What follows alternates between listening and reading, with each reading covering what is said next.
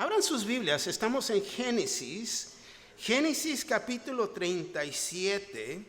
Comenzamos este capítulo la semana pasada. Si recuerdan, ya fuimos introducidos a José, y José comenzó a soñar, y sus sueños, como quien dice, no les cayeron muy bien a su familia, ¿no? Y es más, no les parecía, y se molestaban con él. Pero aquí nos encontramos en Génesis 37, continuamos esta historia y vamos a levantarlo ahí en el versículo 12. Dice: después fueron sus hermanos a apacentar las ovejas de su padre en Siquem.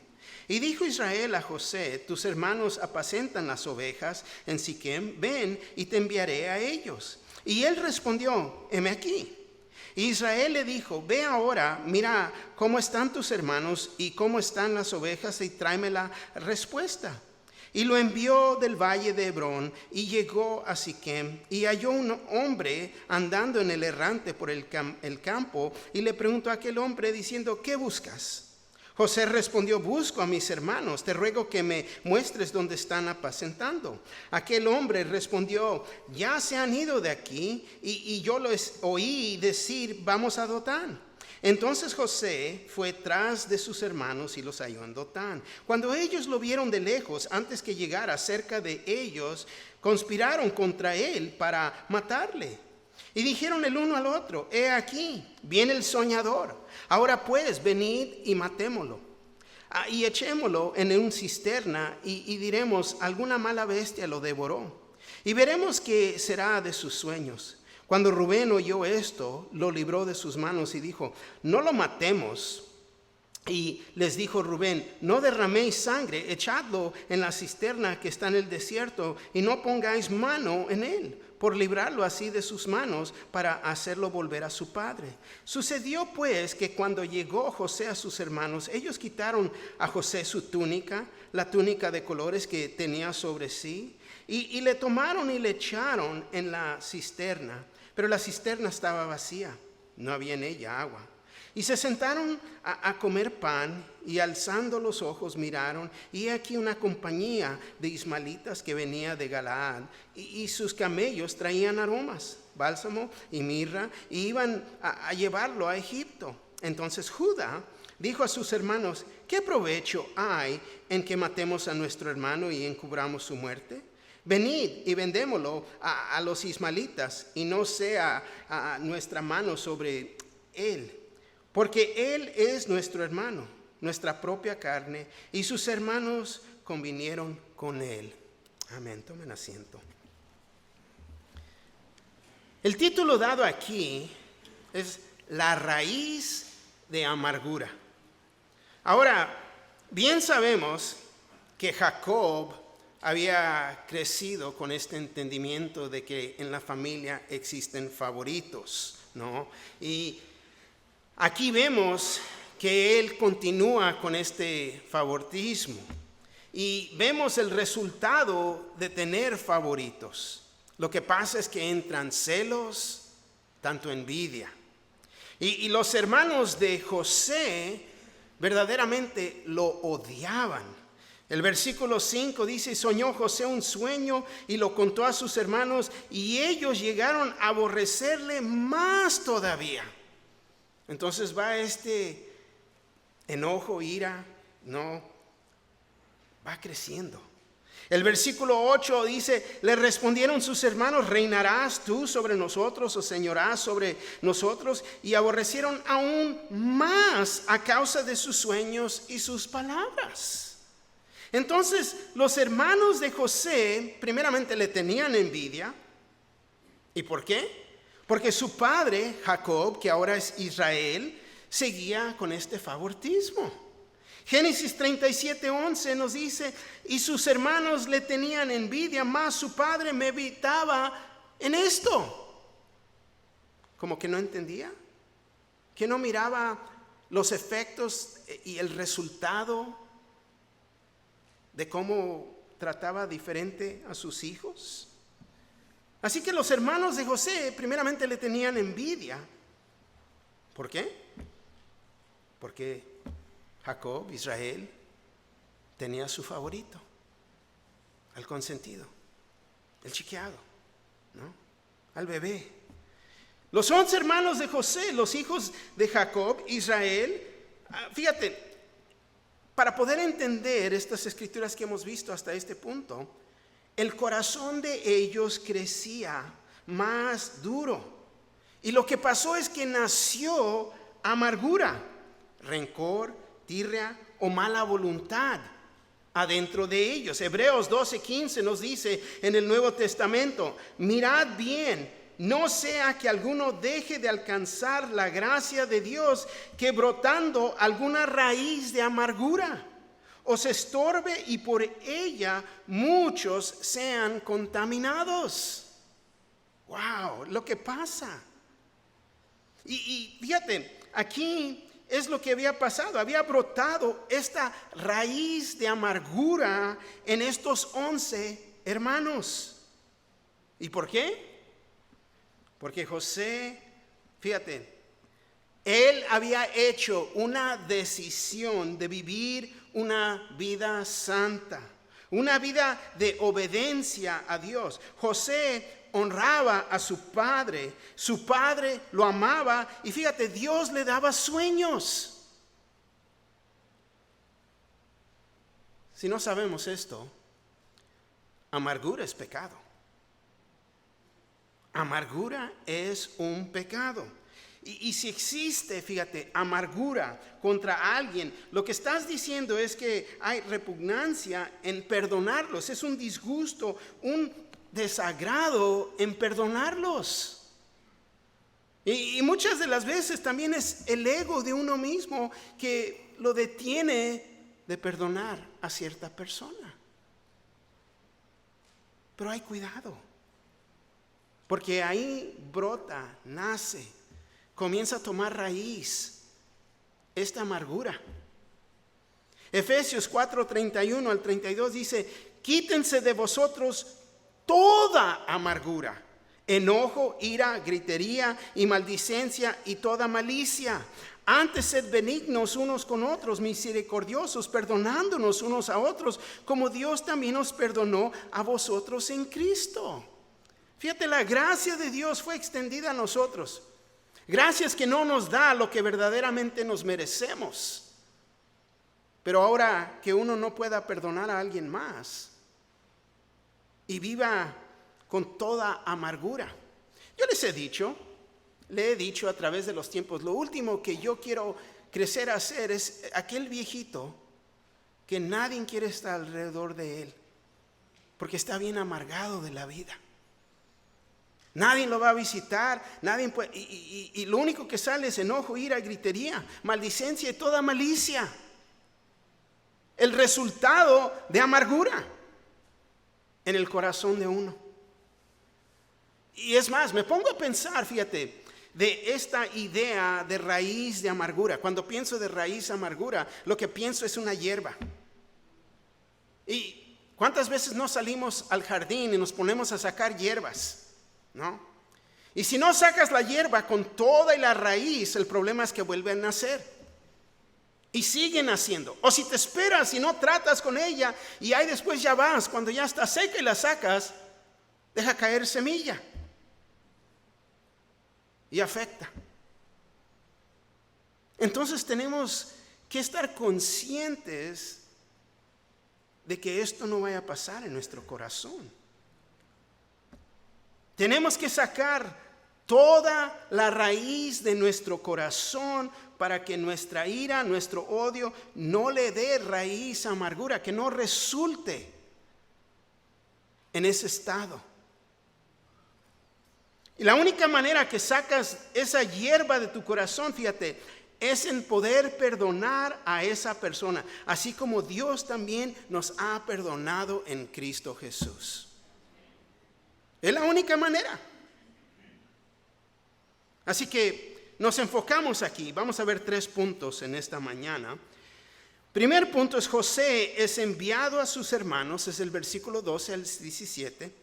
Ellos vieron a José, versículo 18 al 27. Y luego la aflicción de Jacob, versículo 28 al 36. Comenzando con el primer punto, José es enviado a sus hermanos. El versículo 12 una vez más nos dice: después fueron sus hermanos a apacentar las ovejas de su padre en Siquem. Siquem nos debe de sonar.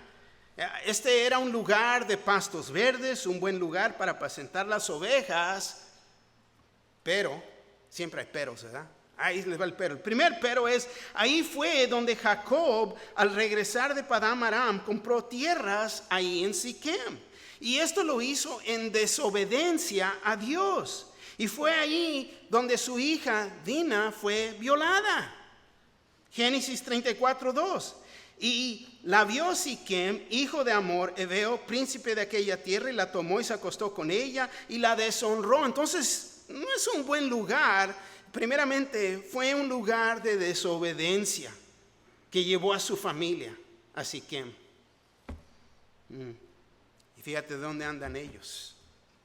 Según pero, esta ofensa fue vengada por los hijos de Jacob. Génesis 34:25. Pero sucedió que al tercer día, cuando sentían ellos el mayor dolor, dos de los hijos de Jacob, Simeón y Leví, hermanos de Dina, tomaron cada uno a su espada y vinieron contra la ciudad que estaba desprevenida y mataron a todo varón.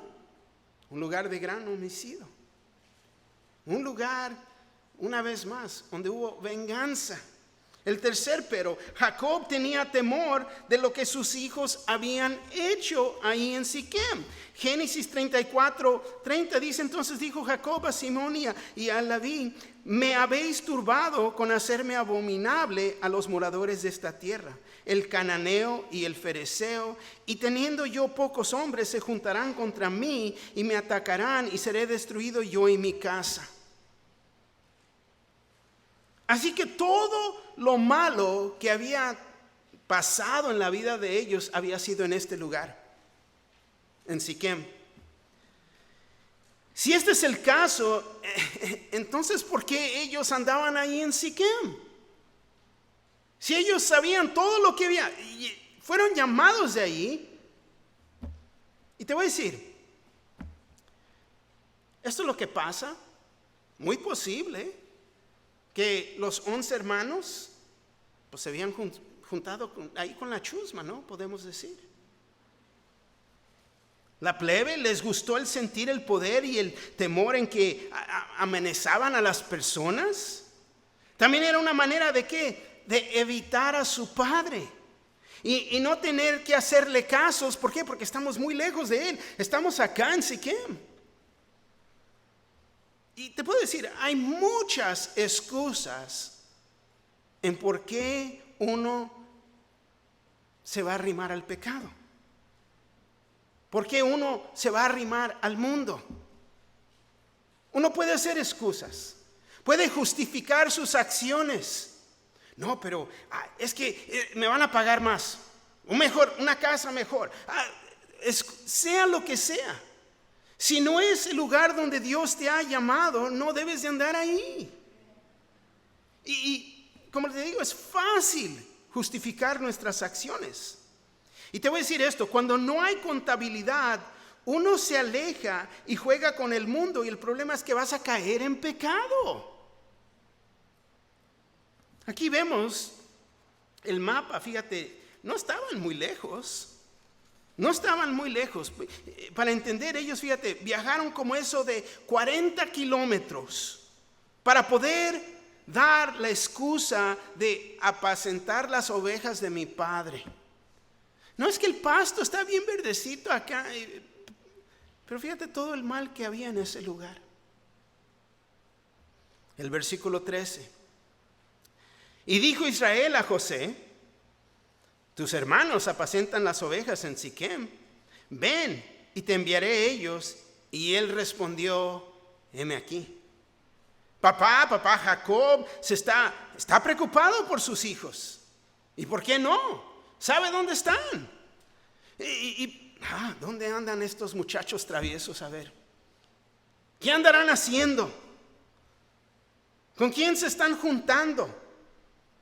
¿Por qué no contestan su texto, si bien sabemos que tienen el teléfono en la mano, ¿verdad? Deja llamarles. No, pues ni tampoco. No entró signo, papá, no había, no. Pero sabemos que José siempre hablaba la verdad y él informaba a su padre. Génesis 37:2 en la segunda parte, y José trajo a su padre malos informes sobre ellos. Entonces ellos no iban muy bien. Ya había malos informes sobre sus hermanos y la conducta de ellos. ¿Qué andarán haciendo estos?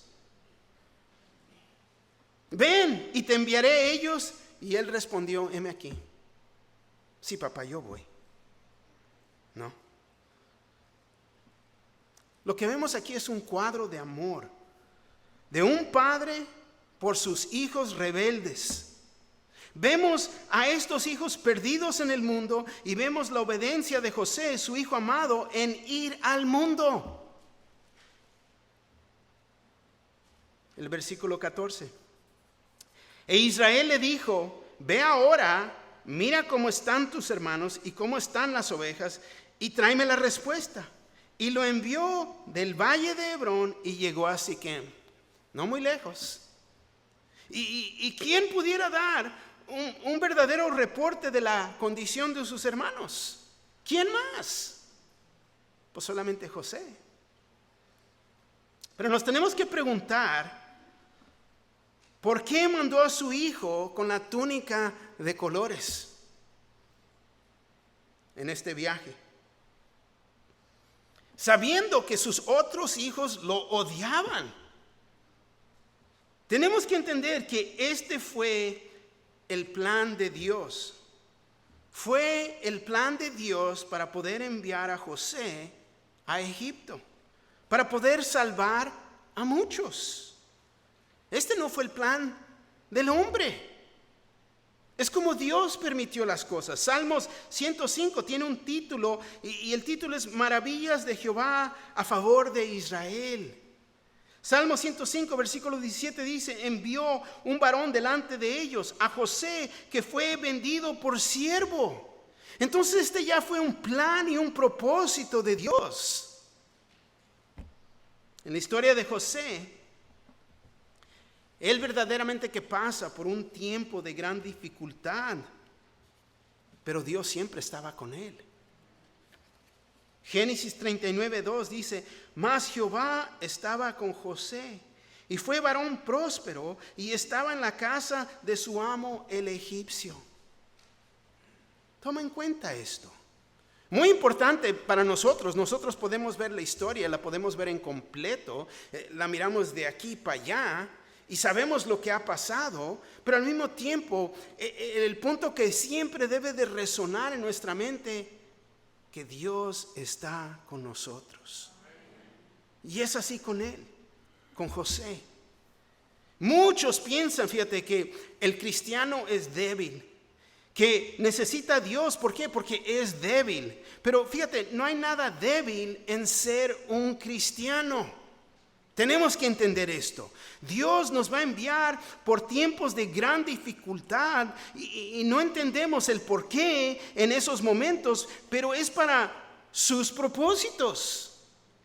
No entendemos en esos momentos que estamos sufriendo, pasando por dificultades. Quizás has perdido un trabajo, quizás no se te cumplió esto, quizás sea lo que sea. Pero Dios lo ha permitido. Pero Dios está contigo. Y todo esto es para su gloria. Y nunca estamos solos, porque Él está con nosotros. El versículo 15 dice, y lo halló un hombre andando él errante por el campo, y le preguntó a aquel hombre diciendo, ¿qué buscas? No, me pongo a pintar el cuadro ahí. No, José con su túnica de colores, ¿no? Andar buscando, ¿dónde andan? ¿Dónde andan?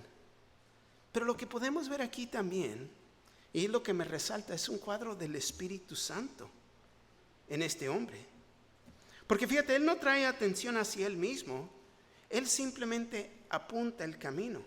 Y es lo que el Espíritu Santo hace con nosotros. Él apunta el camino.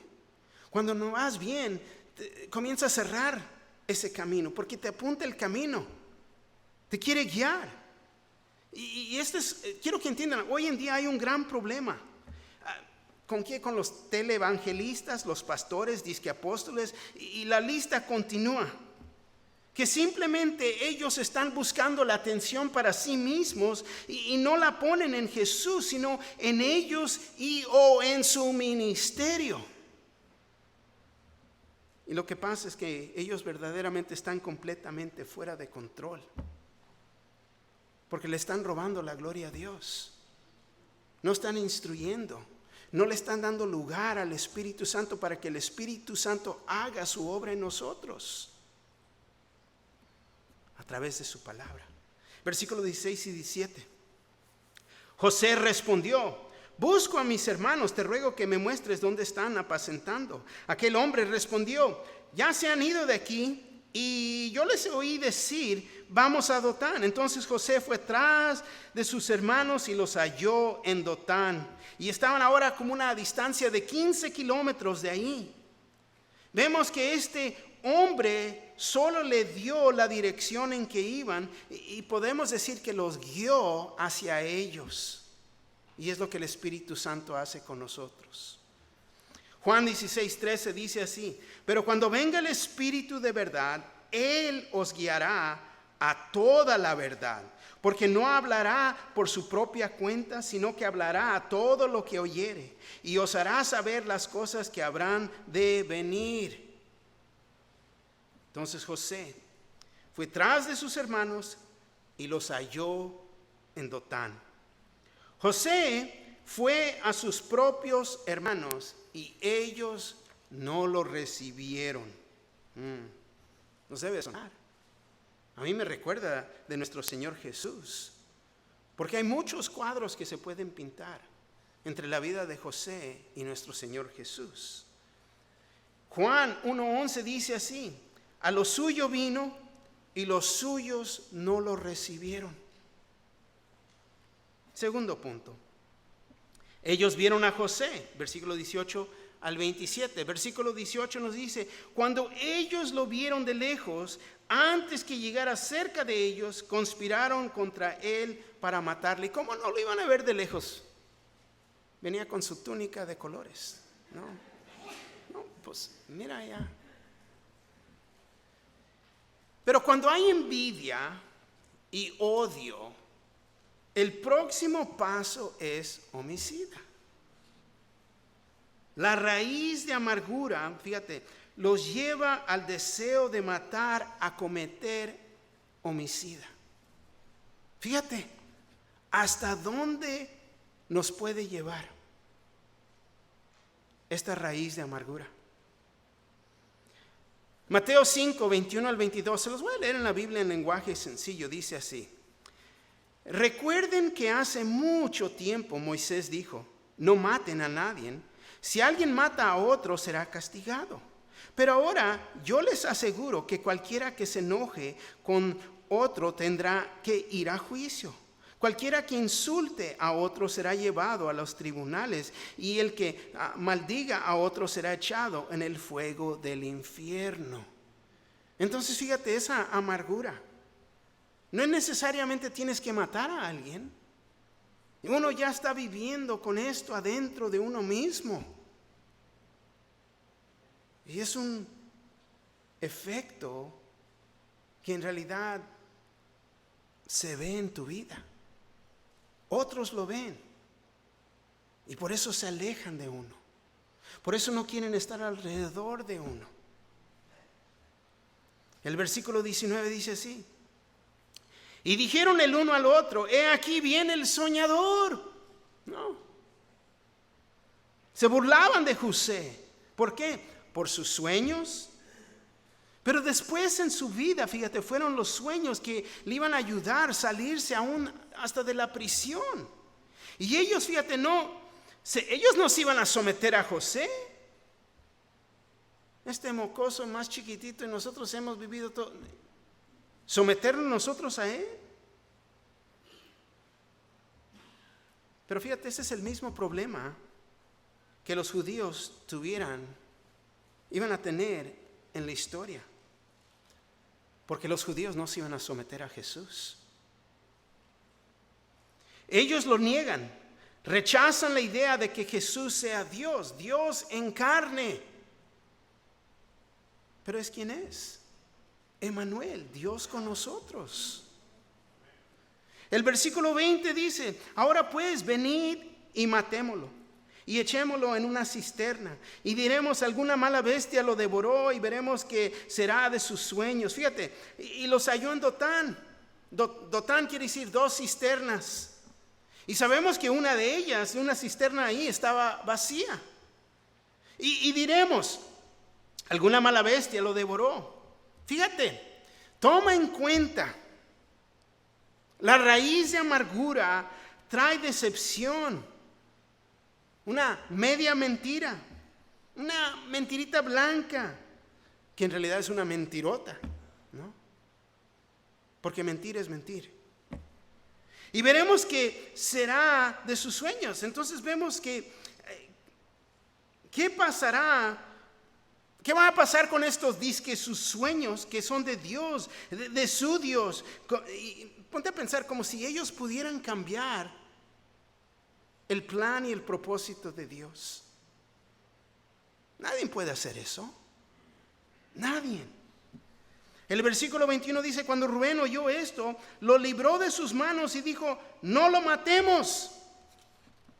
El mayor, Rubén, el que se había acostado con la concubina de su padre, Bilha. Génesis 35, 22. Él, siendo el primogénito, fíjate, sentía que posiblemente él tenía más que perder. Y luego, si los sueños de su hermano llegaran a manifestarse, no, como que la conciencia le mordía.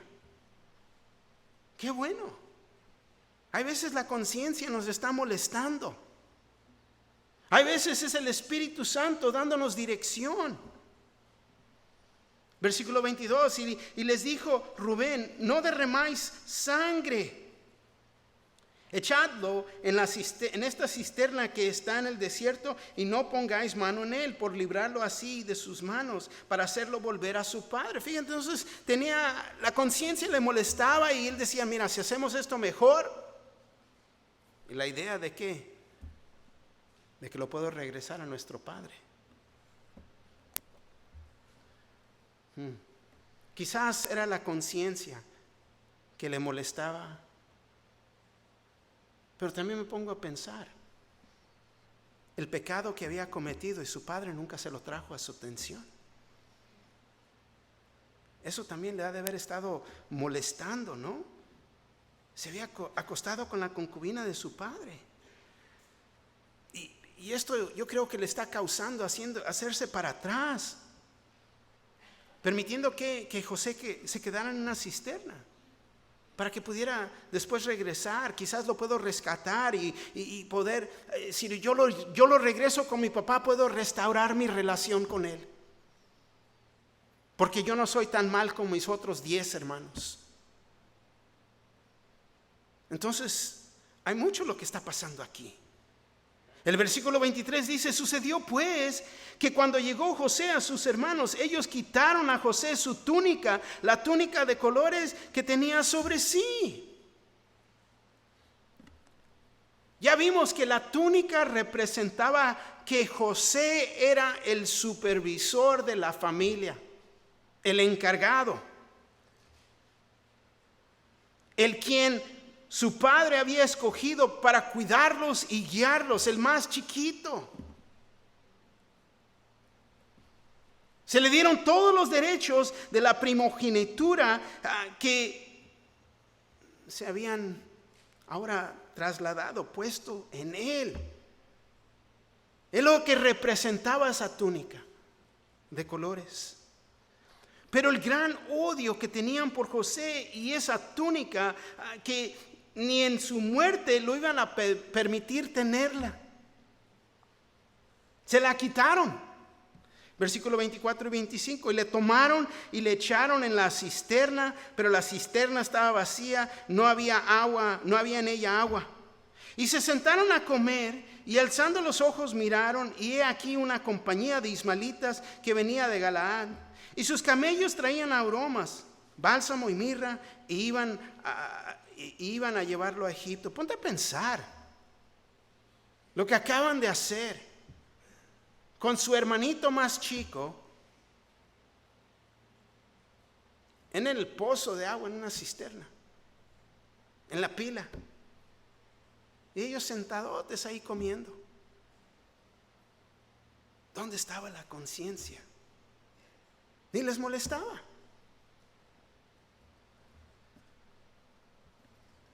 Dejarlo ahí para morir. Se sentaron a comer. ¿Cómo? Ponte a pensar, ¿pudiera hacer eso?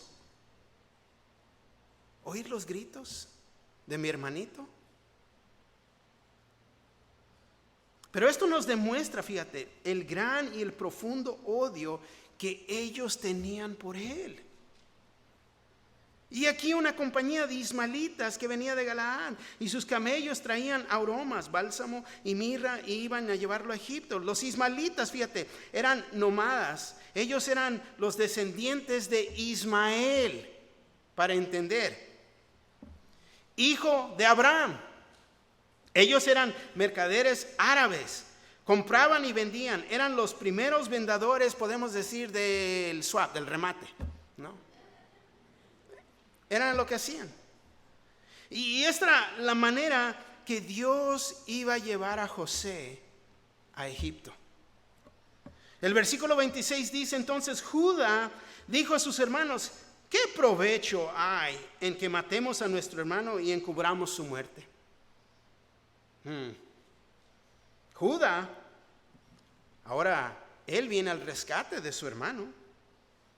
Judá es la tribu de donde nuestro Señor Jesús vino. Pero vemos que ellos aún están discutiendo, preguntando, y él hace la pregunta: ¿qué provecho? ¿Qué nos ganamos? ¿Qué nos ganamos en matarlo? El versículo 27 dice así: venid y vendámoslo a los ismaelitas, y no sea nuestra mano sobre él, porque él es nuestro hermano, nuestra propia carne, y sus hermanos convinieron con él. Nueva versión internacional dice: en vez de eliminarlo, vendámoslos a los ismaelitas. Al fin de cuentas, es nuestro propio hermano. Sus hermanos estuvieron de acuerdo con él. Pues tienes razón, ¿verdad? Nos van a dar un tostón. No, salimos adelante. ¿Qué nos vamos a ganar? Y formularon un plan. Ponte, fíjate en dónde están, pensando que si José es vendido en Egipto, pues nunca lo vamos a volver a ver. Nadie regresa de Egipto. Va a ser un esclavo. Y nuestro problema se ha ido de nosotros. Estamos limpios de nuestra conciencia. Es más, ni lo matamos, ¿no? No sabemos qué le va a pasar o qué le pasó. Me parece bien. Pero Dios ve todo y conoce nuestro corazón, tanto nuestros planes, buenos o malos. Él ve todo esto. La aflicción de Jacob, versículo 28 al 36, comenzando, y vemos el versículo 28, dice: y cuando pasaban los madianitas mercaderes, sacaron ellos a José de la cisterna y le trajeron arriba y le vendieron a los ismaelitas por 20 piezas de plata y llevaron a José a Egipto. Pero qué interesante. El versículo 28 ahí nos dice los madiantes mercaderes. Estos eran parientes lejanos y medios hermanos por parte de Cetura, la concubina de Abraham. Génesis 25, 1 al 2. Abraham tomó otra mujer cuyo nombre era Cetura, la cual le dio a luz a Simram, Joxán, Medán, Madián, y de ahí vienen los madianitas, Isbac y Sua. Entonces, los madianitas también eran nómadas ahí en Canaán. Entonces vemos diferentes hermanos, primos, que andan rodando, ¿no? Pero si recuerdan el versículo 25, tanto aquí nos dice, y aquí una compañía de ismaelitas que venía de Galaad. Entonces dice que eran ismaelitas. Entonces, ¿cuál es? Porque madianita, quiero que entiendan, se utiliza en una forma intercambiable con ismaelita para indicar una alianza que existía entre estos dos grupos. Sacaron ellos a José de la cisterna y le trajeron arriba y le vendieron a los ismaelitas por 20 piezas de plata y llevaron a José a Egipto. Fíjate, 20 piezas de plata. Y uno puede decir, pues ha de haber sido el precio por un esclavo en esos tiempos. Pero ellos no entendían, los madianitas, ellos no entendían porque pagaron un poco menos, ya que ellos no sabían el detalle. El precio estándar de un esclavo en las leyes israelitas era de 30 piezas de plata, pero como estos son los hijos de Jacob, tranzas, ¿no? Vamos a salir adelante, te lo damos en 20, ¿no? Descuento. Fíjate, este fue el precio, 30 piezas de plata que Judas vendió a Jesús. Génesis 42, 21. Y decidían el uno al otro, verdaderamente hemos pecado con nuestro hermano, pues vimos la angustia de su alma cuando nos rogaba y no lo escuchábamos. Por eso ha venido sobre nosotros esta angustia. Fíjate, por estos próximos, ¿cuántos años están sufriendo con esto? Porque uno piensa que puede hacer tranzas, que puede hacer y no te va a afectar. Una vez más, Génesis 42, 21, y decían el uno al otro, verdaderamente hemos pecado contra nuestro hermano, pues vimos la angustia de su alma cuando nos rogaba y no le escuchamos, por eso ha venido sobre nosotros esta angustia. Fíjate, José rogando a sus hermanos para que no lo vendieran, primeramente rogándolo que lo sacaran del pozo, que no hicieran esto, pero ellos no lo mataron. Solamente porque sabían que él nunca iba a regresar de la esclavitud, de ser un esclavo en Egipto. Por 20 años cargaron esta angustia. Ponte a pensar la raíz de amargura que te hemos explicado. Por 20 años. Te rascas la cabeza. ¿Por qué nadie quiere estar alrededor de uno? Wow. 20 años. Versículo 29 y 30. Después Rubén volvió a la cisterna y no halló a José dentro y rasgó sus vestidos y volvió a sus hermanos y dijo, el joven no parece y yo, ¿a dónde iré yo? Yo soy el mayor, yo soy el culpable. Rasgar sus vestidos era la manera de expresar tristeza, una angustia profunda. Y yo creo que Rubén ahora sentía toda la culpabilidad.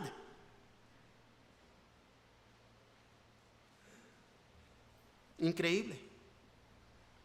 Simplemente increíble que la raíz de amargura nos ha traído a que estos hermanos ahora, fíjate, son traficantes de esclavos.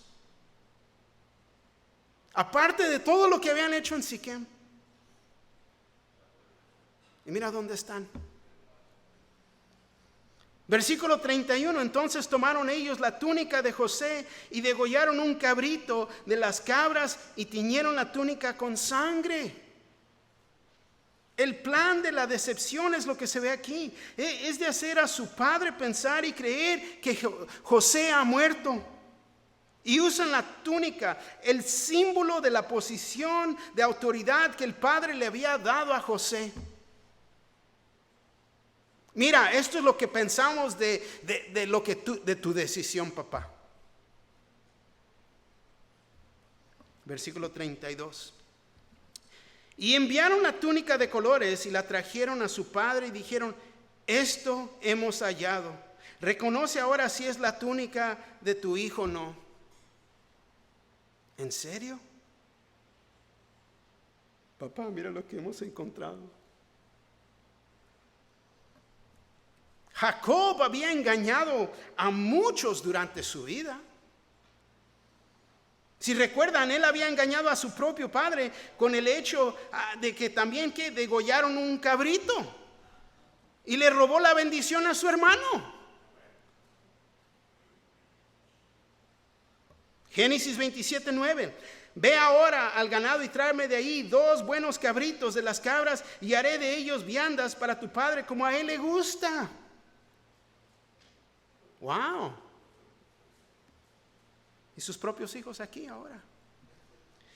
Génesis 27:35. Y él dijo: vino tu hermano con engaño y tomó tu bendición. Él había recibido la bendición y era bendecido por Dios. Pero fíjate, tarde o temprano las consecuencias de los pecados nos alcanzan. Dios nos perdona y estamos perdonados, pero siempre hay consecuencias.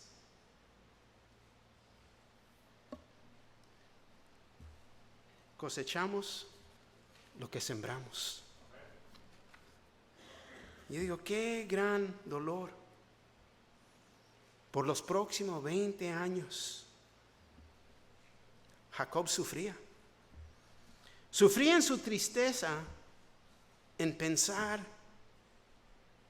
yo envié a mi hijo y él está muerto. Versículo 33 al 35. Y él la reconoció y dijo: la túnica de mi hijo es. Alguna mala bestia lo devoró. José ha sido despedazado.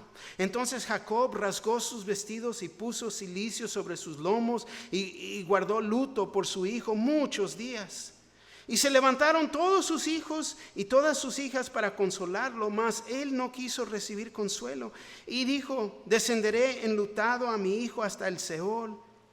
Y lo lloró su padre. Pero ponte a pensar, qué hipócritas.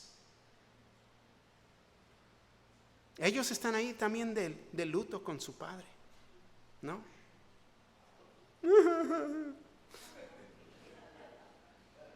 No, yo sí lo quería.